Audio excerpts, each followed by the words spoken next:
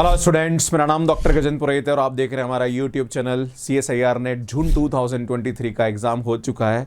काफ़ी सारे हम लोग टॉपिक के सॉल्यूशंस यहाँ पे डाल चुके हैं जो कि एग्ज़ाम 2023 में जून में पूछे गए थे, जिसके अंदर लीनियर अलजेब्रा ग्रुप थ्योरी के वीडियो में ऑलरेडी अपलोड कर चुका हूँ, जिनके क्वेश्चंस पूछे गए थे। आज मैं आपके सामने बताने वाला हूँ रियल एनालिसिस में आए हुए क्वेश्चंस का सॉल्यूशन और कंसेप्ट बताने की कोशिश करूँगा। इसमें अगर आपने मेरे पुराने वीडियोज़ नहीं देखें तो यार आप ITA पे जाके देख सकते हैं, जहाँ पर लीनियर अलजेब्रा और ग्रुप थ्योरी के सॉल्यूशंस मैंने डाले हैं। धीरे धीरे हम लोग सबके सॉल्यूशंस यहाँ पे अपलोड कर रहे हैं।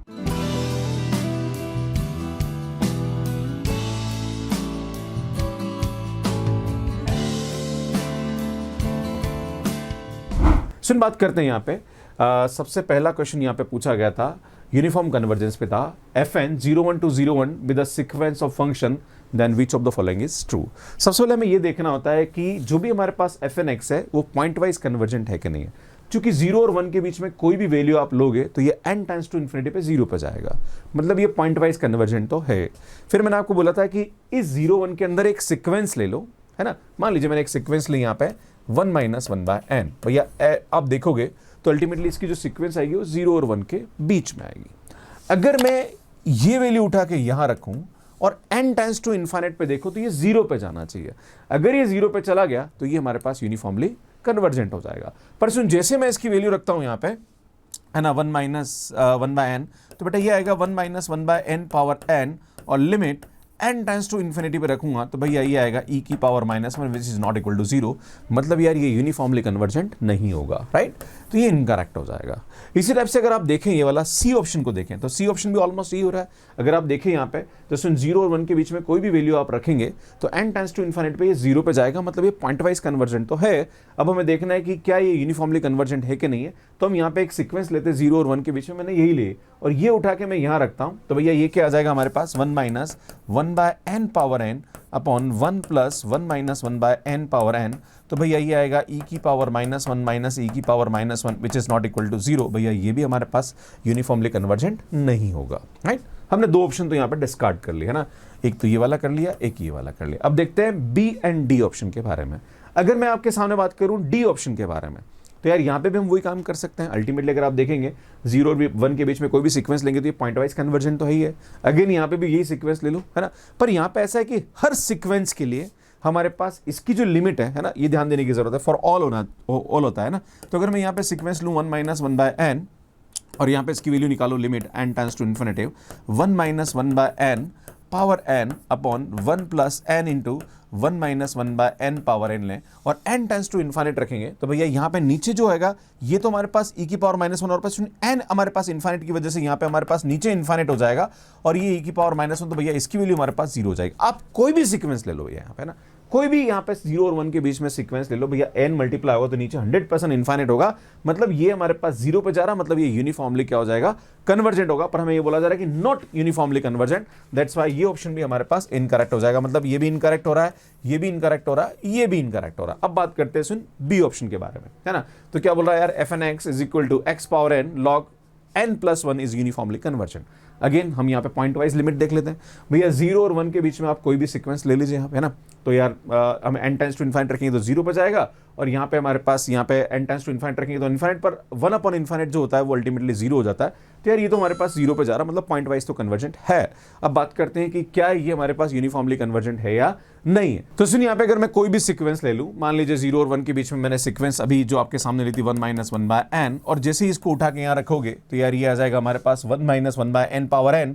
तो यार ये e की पावर -1 आ रहा, पर भैया यहाँ पे x नहीं आ रहा है। भैया आप इसको उठा के यहाँ रखोगे, यहाँ तो रख नहीं सकते, पर यहाँ तो n टाइम्स टू इन्फिनिट पे इन्फिनिटी आएगा भैया।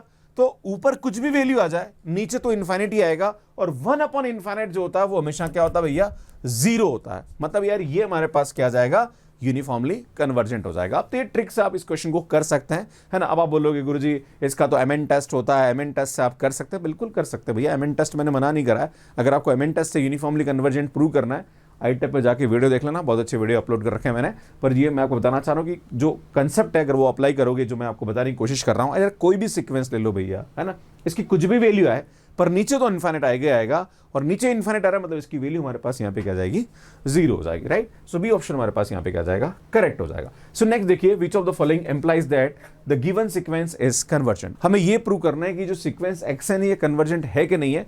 तो हमारे पास एक कंसेप्ट होता है कि अगर हमारे पास उसकी कॉम्प्लीमेंट्री सब सीक्वेंस सेम लिमिट पे कन्वर्ज कर रही है तो वो सीक्वेंस हमारे पास यहाँ पे क्या होती है, कन्वर्जेंट होती है। तो बेटा ये हमारे पास एक्सन सीक्वेंस कन्वर्जेंट है। आपके पास यहाँ पे ये ऑप्शन बोल रहा है कि the subsequence this are convergent to the same limit. देखो ये सेम लिमिट वर्ड बड़ा इंपॉर्टेंट रोल प्ले करता है ना। तो बेटा हम जानते हैं कि अगर एक्सन हमारे पास कोई सीक्वेंस है तो x2n और x2n-1 ये ऑड और इवन टर्म की सीरीज होगी, राइट।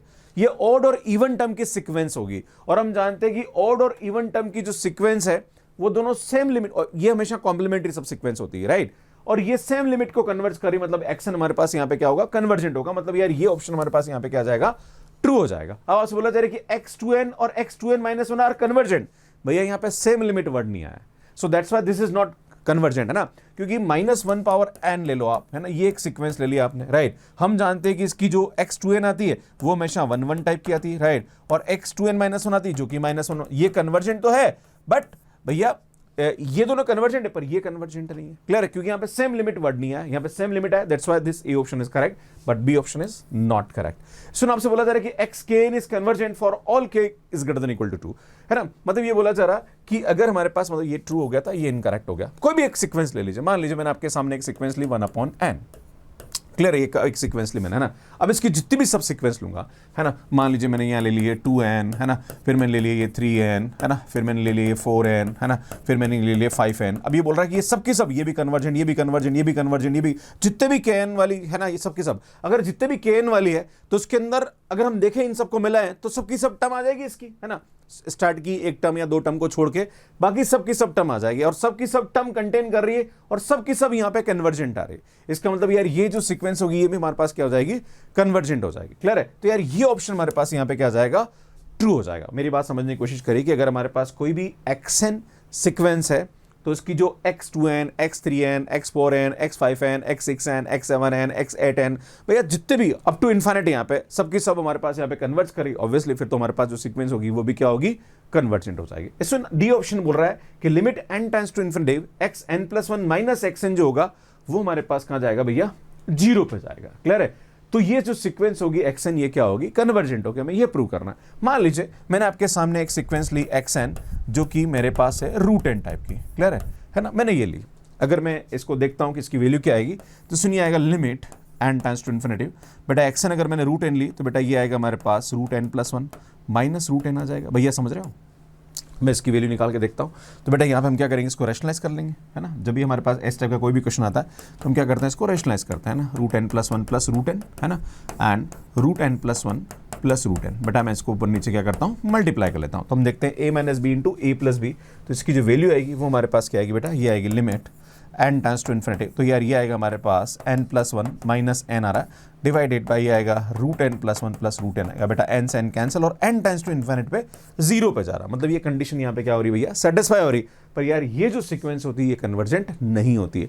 तो इसका कतई मतलब ये नहीं कि ये अगर 0 पे जा रहा है तो सीक्वेंस हमारे पास कन्वर्जेंट आ जाए। सो that's why this option is not correct. तो सुन A and C हमारे पास यहाँ पे क्या जाएगा, करेक्ट हो जाएगा। सो नेक्स्ट क्वेश्चन देखिए क्या बोल रहा है कि fxy is equal to x² minus y³ then which of the following is true. So यहाँ पे ये इंप्लाइज दे रखा, प्लीज करेक्ट कर लीजिएगा, है ना, दिस आर द इंप्लाइज, है ना, थोड़ा सा टाइपिंग मिस्टेक है ना। तो हमारे पास ए ऑप्शन बोल रहा है कि there is a continuous function g जो कि i से r पे जा रहा है, where 0 belongs to i such that fx, gx is equal to 0। मतलब सब में x, gx, x, gx, x, gx, x, gx आ रहा, मतलब जहां पर भी y है वहां पे gx आ रहा, और उसको 0 कर रखा है। तो एक बार एक काम करते हैं, इस gx की वैल्यू निकाल लेते हैं ना। तो f बेटा यहाँ पे क्या करा, x, gx ले लिया, तो बेटा ये आएगा x² माइनस यहाँ पे ले लें gx³, है ना, और इसको 0 कर रखा है। तो बेटा हम क्या करते हैं, इसको gx की वैल्यू निकाल लेते हैं ना।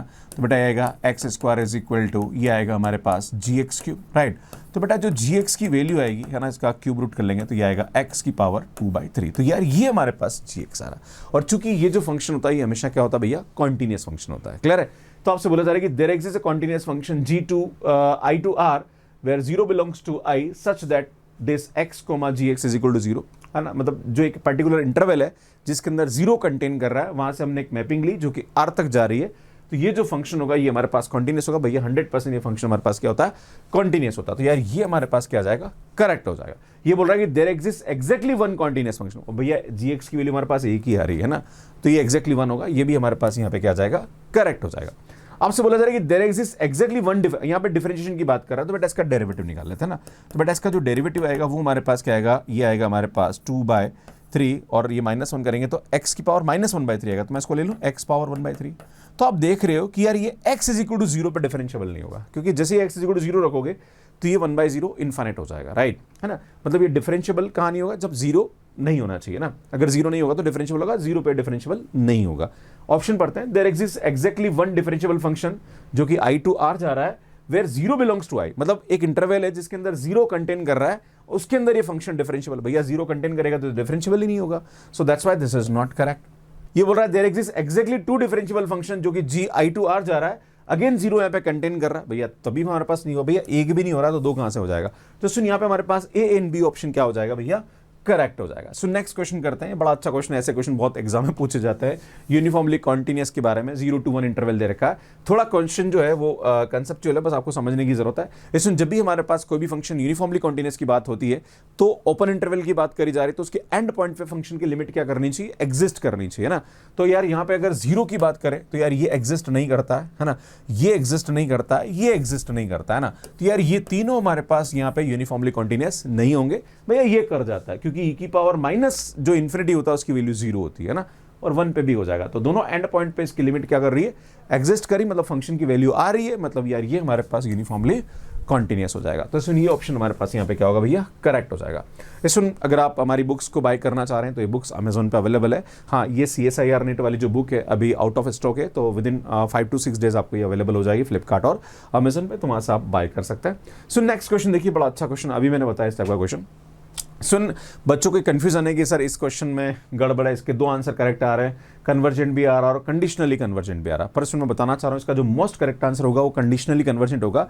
अगर कोई भी सीरीज कंडीशनली कन्वर्जेंट है तो बाय डिफॉल्ट वो कन्वर्जेंट होगी, तो यहाँ पे अगर ये ऑप्शन करोगे तो ये तो हमारे पास वैसे ही करेक्ट है ना, so that's why C option is the most correct. आप बोलोगे सी कैसे करेक्ट हो रहा है, तो भैया हम क्या करेंगे, इसको रैशनलाइज करेंगे यहाँ पे, है ना, तो ये आएगा √n+1 प्लस √n आ जाएगा, इससे हम मल्टीप्लाई करेंगे, है ना, तो ये आएगा summation n is equal to 1 से इन्फिनिटिव -1 पावर n+1, तो यार ये आएगा हमारे पास n+1 -n अपॉन नीचे आ जाएगा √n+1 प्लस √n आएगा, बेटा n से n कैंसिल हो जाएगा, तो अगर हम देखेंगे तो ये आएगा n इज इक्वल टू 1 से इन्फिनिटिव, ये आएगा -1 power n+1 1 upon √n-1 plus √n। तो सुन यार ये हमारे पास वैल्यू आएगी, यहाँ पे ये n+1 है तो ये प्लस कर दीजिए। सुन ये हमारे पास वैल्यू आ रही, अगर हम लेबनिज टेस्ट लगाएंगे तो यार ये हमारे पास n टेंड्स टू इन्फिनिटी पे 0 पे जा रहा है और ये डिक्रीजिंग है मोनोटोनिकली, इसका मतलब ये हमारे पास क्या होगा, कन्वर्जेंट हो जाएगा। अब हमें देखना है कि इसका जो मॉडुलस है यार वो हमारे पास कन्वर्जेंट है कि नहीं है, तो सुन यहाँ से माइनस हटाएंगे, n इज इक्वल टू 1 से इन्फिनिटी, तो ये आएगा 1 अपॉन √n+1 प्लस √n करेंगे ना,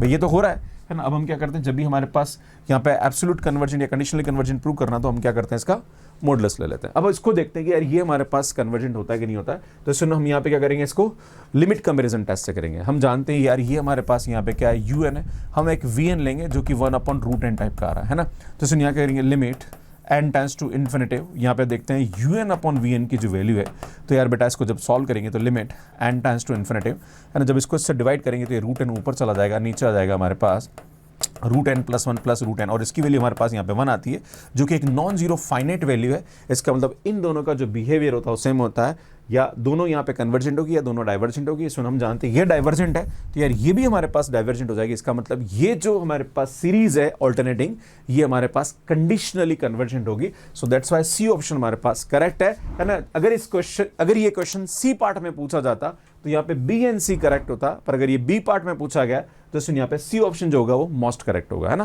क्योंकि कंडीशनली कन्वर्जेंट है तो कन्वर्जेंट तो बाय डिफॉल्ट हो रहा है, right. So that's why this is the correct answer. इसमें नेक्स्ट देखिए, an infinite set S have. अब इसमें ये क्वेश्चन काउंटेबिलिटी पे है ना, यहाँ पे बाइजेक्शन की बात कर रहा है। बाइजेक्शन का मतलब होता है 1 1 एंड ऑन 2, क्लियर। इसमें जब भी कोई फंक्शन यहाँ पे 1 1 ऑन 2 होता है तो यहाँ पे कार्डिनलिटी का जो कंसेप्ट होता है वो यूज होता है कि कार्डिनलिटी दोनों की क्या होनी चाहिए, सेम होनी चाहिए। अगर फाइनाइट सेट है तो कार्डिनलिटी सेम होनी चाहिए। अगर इनफाइनाइट सेट है तो यहां पे हमारे पास काउंटेबल और अनकाउंटेबल का कंसेप्ट आ जाता है कि अगर दो फंक्शन के बीच में बाइजेक्शन आ रहा है तो दोनों की जो कार्डिनलिटी वो हमारे पास क्या होनी चाहिए, सेम होनी चाहिए। अब सुनते बात करते हैं ए ऑप्शन के बारे में। क्या बोल रहा है, bijection with the set of rational number. मान लीजिए मैं यहां पे क्या करता हूं, एक मैपिंग लेता हूं एफ जो कि मैंने लिए आर से क्यू। तो आपसे बोला जा रहा है कि क्या ये हमारे पास दोनों ही इनफाइनाइट सेट है ना, तो क्या यहाँ पे बाइजेक्शन होगा? भैया नहीं होगा, क्योंकि ये हमारे पास काउंटेबल सेट होता है, इसकी कार्डिनलिटी अलफ नॉट होती है, और ये हमारे पास कॉन्टिन्यूअस नंबर होता है, ये दोनों कभी बाइजेक्शन नहीं होगा। यहाँ पे 1 ऑन टू मैपिंग नहीं होगी, so that's why this is not correct. ये बोल रहा है कि bijection with the set of real number, कि भैया यहाँ पे अगर हमारे पास क्यू की जगह आर हो जाए तो यार काम करो यार, मैं ऐसा ले लूँ यहाँ पे, है ना, ये एन से आर ले लूँ, है ना, तो यार भैया ये हमारे पास वापस दोनों ही इनफाइनाइट सेट है ना। भाई यहाँ पे आर की कंडीशन दे रही कि यहाँ पे कुछ भी हो सकता है, भाई इनफाइनाइट होना चाहिए, है ना, पर यार बताना चाह रहा हूँ ये भी अगेन हमारे पास यहाँ पे बाइजेक्शन नहीं होगा, क्योंकि इसकी कार्डिनलिटी अलफ नॉट है, ये सी है, तो यार ये भी हमारे पास नहीं होगा। नेक्स्ट आपसे बोला जा रहा है कि ये भी इनकरेक्ट हो गया, ये भी अब आपसे बोला जा रहा है कि bijection with the set S cross S. तो इसमें अगर हमारे पास कोई भी नेचुरल नंबर का सेट लें तो हम जानते हैं कि ये एन क्रॉस एन है, तो हम जानते हैं कि अगर एन हमारे पास यहाँ पे काउंटेबल है तो फाइनाइट कार्टेशियन प्रोडक्ट भी हमारे पास यहाँ पे काउंटेबल होता है। तो इसमें अगर इसकी कार्डिनलिटी अलफ नोट है तो इसकी भी अलफ नोट होगी, तो यहाँ पे हमारे पास बाइजेक्शन हो जाएगा। अगर मैं अनकाउंटेबल सेट लेता हूं, मान लीजिए मैंने यहाँ पे ले लिया रियल नंबर, राइट, तो अगर मैं आर क्रॉस आर लूँ तो भैया ये भी हमारे पास अनकाउंटेबल है, ये भी हमारे पास अनकाउंटेबल है, तो यार यहाँ पे फिर हमारे पास इन दोनों के बीच में क्या आ जाएगा, बाइजेक्शन हो जाएगा। यार ये ऑप्शन हमारे पास यहाँ पे क्या आ जाएगा, करेक्ट हो जाएगा। Bijection with the set of power set, है ना। तो संग मैं बात करूं यहाँ पे कि अगर मैं अगर मैं यहाँ पे नेचुरल नंबर का सेट लेता हूं और यहाँ पे इसका पावर सेट pn लेता हूं, तो हम जानते हैं कि जो पावर सेट का कार्डिनलिटी होता है नेचुरल नंबर का, वो होता है हमारे पास 2 पावर अलफ नॉट, और यार ये होता है अलफ नॉट। इसमें जो 2 पावर अलफ नॉट होता है ये सी हो जाता है ना। तो ये हमारे पास एक अनकाउंटेबल सेट होता है और ये काउंटेबल सेट होता है। तो काउंटेबल और अनकाउंटेबल में कोई भी बाइजेक्शन मैपिंग नहीं होती, सो that's why this is not correct. तो सी ऑप्शन हमारे पास यहाँ पे क्या जाएगा, मोस्ट करेक्ट आ जाएगा। सो नेक्स्ट क्वेश्चन देखिए, बड़ा अच्छा क्वेश्चन है। On which set the restriction of F is continuous, मतलब पूछा जा रहा है कि कौन से इंटरवल में फंक्शन ये जो हमारे पास एफ एक्स दे रखा है ये कॉन्टिन्यूअस होगा। तो इसमें -1 से 1 के बीच में 0 आता है और 0 पे ये फंक्शन डिफाइन नहीं होगा, मतलब यार इस इंटरवल में तो ये फंक्शन हमारे पास कॉन्टिन्यूअस नहीं होगा। इसमें 0,1 इंटरवल की बात करी जाए, चूंकि हमारे पास ओपन इंटरवल है तो यहाँ पे 0 इसके अंदर इंक्लूड नहीं होता है, तो यार यहाँ पे ये फंक्शन हमारे पास क्या हो जाएगा, कॉन्टिन्यूअस हो जाएगा। अब आप बोलोगे सर पिछले क्वेश्चन में तो आप, अरे भैया वो यूनिफॉर्मली कॉन्टिन्यूअस का कंसेप्ट था, यहाँ पे तो खाली कॉन्टिन्यूटी की बात करी जा रही है ना। तो हम सिर्फ इंटरवल देखेंगे, इसके एंड पॉइंट को देखने की जरूरत नहीं है। एंड पॉइंट कब देखेंगे, जब हमारे पास क्लोज इंटरवल दे रखा है। बात करेंगे इसके बारे में कि 0 यूनियन 1/n। अब ये थोड़ा सा कंसेप्चुअल हो जाता है और अच्छा ऑप्शन दिया है। जब भी ऐसा आता है हमारे पास तो यहाँ पे एक सीक्वेंशियल डेफिनेशन लगेगी कॉन्टिन्यूटी की। अब यहाँ पे हमारे पास सीक्वेंशियल डेफिनेशन लेते हैं, हमने एक सीक्वेंस ली जो कि हमारे पास दे रखी 1/n, है ना, मतलब इस इंटरवल में आपको देखना है कि हमारे पास कॉन्टिन्यूअस है या नहीं है, क्लियर है। तो इसमें मैं 1/n लेता हूं, चूंकि 0 पे तो हमारे पास इसकी वैल्यू 0 हो रही है ना, ठीक है। अब हमारे पास 1/n है जो कि लाइक 0 और 1 इंटरवल में ये सीक्वेंस हमारे पास चलती है, क्लियर है। तो इस इंटरवल में देखते हैं कि यार इसकी वैल्यू हमारे पास क्या आ रही है। तो बेटा जहां पर भी x है वो 1/n रखते हैं। पहली बात तो हम देखते हैं कि 1/n कहां पे कन्वर्ज करता है, 0 पे करता है। तो जैसे ही 1/n उठा के यहां रखें तो यार ये भी क्या करना चाहिए, 0 पे जाना चाहिए। अगर ऐसा होता है तो यार ये हमारे पास क्या हो जाएगा, कंटिन्यूअस हो जाएगा, और ये हमारे पास सिक्वेंशियल डेफिनेशन होती है। तो क्या करेंगे यार, साइन ये आएगा पाई अपॉन ये आएगा 1/n, क्लियर, हम इसको ले लेंगे, है ना, ठीक है। इसमें यहाँ पे लिखेंगे साइन, ये n ऊपर गया तो साइन n पाई आता है, और हम जानते हैं साइन n पाई क्या होता है, 0 होता है। तो 0 पे 0 आ रहा है, इस पे भी 0 आ रहा है, मतलब यार ये हमारे पास क्या आ जाएगा, कॉन्टिन्यूअस हो जाएगा इस इंटरवल में। अब बात करेंगे डी ऑप्शन के बारे में। तो सुनिए यार ये हम यहाँ पे उठा के रखते हैं, है ना, क्योंकि 0 पे तो हमारे पास यहाँ पे 0 आ रहा है, क्लियर है ना भाई, n टेंड्स टू इनफाइनाइट पे देखेंगे तो 0 आ रहा है ना, और 0 पे इसकी वैल्यू आ रही है। अब देखते हैं हमारे पास यहाँ पे कि बाकी जो वैल्यू है उस पर हमारे पास इसकी वैल्यू क्या आ रही है। तो सुन क्या करेंगे यहाँ पे, साइन ये आएगा पाई अपॉन 1/2n आ जाएगा, क्लियर। तो सुनिए आएगा हमारे पास साइन ये आएगा 2 पावर n इंटू पाई आ जाएगा। अब मैं आपको बताना चाह रहा हूँ कि सुन जैसे ही n की वैल्यू आप पुट करते हैं नेचुरल नंबर, तो यार ये 2 पाई आएगा, 4 पाई आएगा, 8 पाई आएगा, भैया इवन पाई आएगा। और जब भी हमारे पास इवन पाई हो चाहे ओड पाई हो, भैया इसकी वैल्यू हमेशा यहाँ पे क्या होती है भैया, 0 होती है, क्लियर है ना। पाई 2 पाई 3 पाई 4 पाई सब 0 होता है। तो यार यहाँ से हमारे पास इसकी वैल्यू 0 आ रही है, यहाँ भी 0 आ रही है, मतलब इस सेट में भी हमारे पास ये क्या हो जाएगा, कॉन्टिन्यूअस हो जाएगा, क्लियर है। तो सुन यहाँ पे बी सी डी ऑप्शन क्या हो जाएगा भैया, करेक्ट हो जाएगा। सो नेक्स्ट बात करते हैं कि the number of real roots of polynomial. आपसे पूछा जा रहा है कि इसके रियल रूट्स कितने होते हैं। सुन, ये ऑड डिग्री पॉलिनोमियल है, और जब भी ऑड डिग्री पॉलिनोमियल होते हैं कम से कम एक हमारे पास रियल रूट तो मिलेगा ही मिलेगा। पर सुन, यहाँ पे तीनों रूट भी रियल हो सकते हैं, तो हमारे पास दो ऑप्शन बन सकते हैं, या तो ये या फिर ये दोनों हमारे पास नहीं होंगे। क्लियर है? तो अगर हम यहाँ पे बात करें तो सुन, यहाँ पे हम क्या करेंगे, इसका डेरिवेटिव निकाल के जीरो पुट करते हैं। जब भी डेरिवेटिव को जीरो पुट करते हैं तो वहां पे हमें क्रिटिकल पॉइंट मिलता है। क्रिटिकल पॉइंट पे कर्व अपनी डायरेक्शन को चेंज करता है, और अगर कर्व अपनी डायरेक्शन को चेंज करेगा तो कहीं ना कहीं वो पॉसिबिलिटी है कि वो एक्स एक्सिस को कट कर जाए। क्लियर है ना? तो ये देखने की कोशिश करते हैं कि क्या हमारे पास यहाँ पे होगा कि नहीं होगा। तो सुन, मैं क्या करता हूँ, इसका डेरिवेटिव निकालता हूँ, है ना। मान लीजिए मैंने इसको y मान लिया, राइट। सो dy बाय dx निकाला भैया, तो इसकी जो वैल्यू आएगी वो आएगी 3x² + 3, और इसको मैंने 0 रख दिया। तो यार ये आएगा x² + 1 = 0। तो x की वैल्यू हमारे पास यहाँ पे क्या आ जाएगी भैया, प्लस माइनस आयोटा आएगी। तो यहाँ पे हमारे पास जो क्रिटिकल पॉइंट आ रहे हैं वो रियल नहीं आ रहे हैं, वो इमेजिनरी आ रहे हैं, है ना। तो यार हमारे पास जो रूट होगा रियल वो हमारे पास एक ही होगा, यार ये हमारे पास यहाँ पे नहीं हो सकता। क्लियर? सो ए ऑप्शन हमारे पास यहाँ पे क्या हो जाएगा भैया, करेक्ट हो जाएगा। सुनिए, बड़ा अच्छा क्वेश्चन है। सुन, an = 1/n + 1 + 1/n + 2 + 1/n + n। सुनिए, सम ऑफ सीरीज का क्वेश्चन है। तो जब भी इस टाइप का कोई भी क्वेश्चन आता है तो हम क्या करते हैं, सुनिए यहाँ पे लिखते हैं k = यहाँ पे आ रहा है हमारे पास 1 से n आ रहा है, और ये आएगा 1/n + k टाइप का आ रहा है। क्लियर? ये हमारे पास यहाँ पे क्या आ रही है, एन सीरीज आ रही है ना। तो सुनिए, यहाँ पे हम क्या करते हैं, n कॉमन निकालते हैं ना। पहले इसकी वैल्यू निकाल लेते हैं कि भैया इसकी वैल्यू हमारे पास आ क्या रही है ना। तो बेटा n कॉमन निकाला तो ये आएगा 1/1 + k/n हो जाएगा। इसमें हम जानते हैं ये हमारे पास आएगा 0 to 1 1/1 + x dx। बेटा इसको x रखते हैं और ये dx हो जाता है ना। इसका इंटीग्रेशन करेंगे तो ये आएगा log 1 + x 0 to 1 आ जाएगा। तो बेटा इसकी जो वैल्यू आएगी वो आएगी log 2 - log 1, है ना। और log 1 की वैल्यू 0 होती है, तो बेटा यहाँ से हमारे पास इसकी वैल्यू क्या आएगी, log 2 आएगी। तो यार यहाँ पे ए ऑप्शन और सी ऑप्शन हमारे पास करेक्ट हो जाएगा। बाकी बी हमारे पास यहाँ पे इनकरेक्ट होगा, क्योंकि ये log 4 बता रहा है, एंड ए इज नॉट भैया कन्वर्जेंट है ना। तो यार ये हमारे पास यहाँ पे क्या जाएगा, इनकरेक्ट हो जाएगा। अब बात करते हैं सुन ए एंड सी के अंदर। अब आपसे बोला जा रहा है कि जो ए एन है वो log 2 पे जा रहा है, पर ये हमारे पास एक बी एन एक और यहाँ पे दे रखा है 1/n करके। तो आपसे पूछा रहा है कि दोनों का हमारे पास जो रेट ऑफ कन्वर्जेंस है वो क्या होगा, सेम होगा। ये बोला जा रहा है कि ए एन log 2 पे जा रहा है, but both does not have same rate of convergence. तो आपको ये दोनों अब प्रूव करना है। तो सुन, मैं क्या करता हूं, नेक्स्ट ये हमारे पास ऑप्शन था और ये हमारे पास हो सकता है, ये दोनों इनकरेक्ट है। अब बात करेंगे ए और सी में से हमारा कौन सा करेक्ट है। तो सुनो, हमारे पास एक कंसेप्ट होता है कि अगर हमारे पास कोई भी यहाँ पे दे रखी है सीक्वेंस, है ना। मान लीजिए ये हमारे पास अल्फा एन कोई सीक्वेंस दे रखी है, और मान लीजिए वो अल्फा पे कन्वर्ट कर रही है, एंड <= यहाँ पे हमारे पास के बीटा एन आ रहा, पावर हमारे पास मान लीजिए आर आ रहा है। तो सुन, ये जो आर होता है ये हमारे पास ऑर्डर ऑफ कन्वर्जेंस की बात करता है, और जो के होता है ये हमारे पास रेट ऑफ कन्वर्जेंस की बात करता है। क्लियर?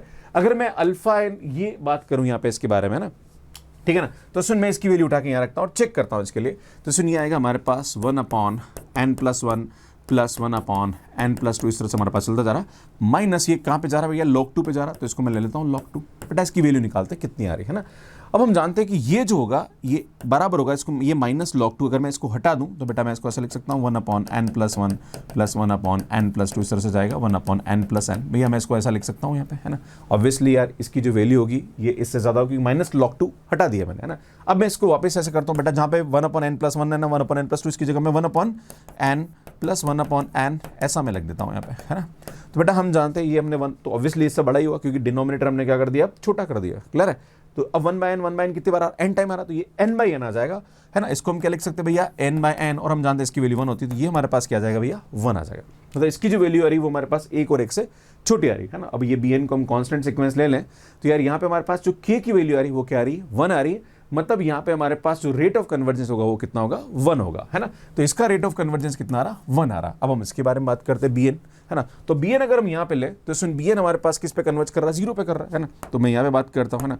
तो यार ये आएगा हमारे पास 1/n - 0, और हम जानते हैं यार 1/n जो होता है वो हमेशा 1 से तो छोटा ही होता है ना भैया। 1 और 1 से छोटा होता है। n की वैल्यू अगर आप मान लीजिए 1 रखेंगे तो 1 आएगा, बाकी सब पे जैसे ही n बढ़ता जाएगा उस वाले केस में इसकी जो वैल्यू होगी वो हमारे पास 1 और 1 से क्या होती है, छोटी होती है ना। तो यार यहाँ से भी हमारे पास जो रेट ऑफ कन्वर्जेंस आ रहा वो कितना आ रहा, 1 आ रहा। तो इन दोनों का जो रेट ऑफ कन्वर्जेंस होगा वो क्या होगा, सेम होगा। तो हमारे पास सी ऑप्शन भी क्या हो जाएगा, डिस्कार्ड हो जाएगा। तो ए ऑप्शन हमारे पास यहाँ पे क्या होगा, करेक्ट होगा। क्लियर? तो इस प्रकार से इसको